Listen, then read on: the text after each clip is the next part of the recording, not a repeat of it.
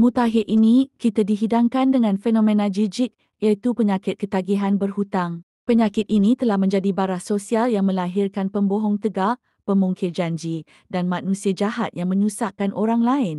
Mereka memujuk merayu, muka sayu untuk berhutang dengan kawan pejabat, adik-beradik dan sanak saudara. Perhatikan sandiwara mereka. Ketika hajat menggesa, mereka membuat drama penderitaan dengan air mata dan suara mendayu-dayu. Cerita kesengsaraan dikarang seolah-olah mereka akan mati esok, semua demi mendapatkan wang pinjaman. Tetapi apabila giliran mereka membayar hutang, tiba-tiba sahaja mereka diserang penyakit lupa diri. 1001 alasan dicampak di muka pemberi hutang. Yuran anak, mak sakit terlantar, ayah masuk hospital, motor hilang, kereta dicuri. Mereka berdalih selagi boleh, hidup sembunyi, lari-lari asal boleh melepaskan diri daripada membayar hutang. Ada yang lebih jelek, menyewa rumah orang tetapi sewa dibiarkan tertunggak berbulan-bulan. Bukan setakat itu, bil api dan air tidak dibayar. Akhirnya mereka mengambil keputusan pengecut, lari tengah malam. Bagai pencuri,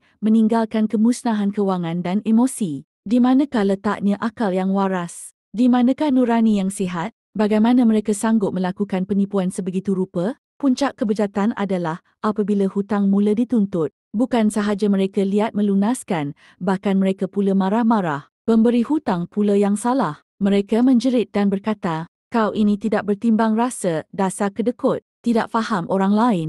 Walhal sudah bertahun mereka berhutang. Lebih menjijikkan, ada yang menayang hidup mewah di media sosial dengan kereta baru, melancong sana-sini, makan dan pakai yang mahal. Mereka sebenarnya manusia yang jahat, suka menipu dan menyusahkan orang lain.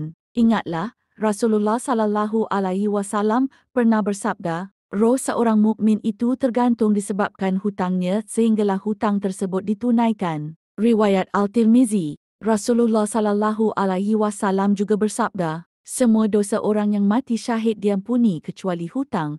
Riwayat Muslim. Dari dua hadis ini dapat disimpulkan, roh orang yang berhutang tidak akan tenang selagi hutang tidak diselesaikan. Walaupun mereka mati dalam keadaan mulia seperti syahid, sahabatku, seboleh mungkin elakkan berhutang. Jika terpaksa berhutang, usahakan untuk cepat melunaskannya. Hutang adalah kehinaan buat diri kita dan keluarga. Ingatlah pesan Nabi Muhammad sallallahu alaihi wasallam. Awasilah kamu daripada berhutang kerana ia membawa duka cita pada malam hari dan kehinaan pada siang hari.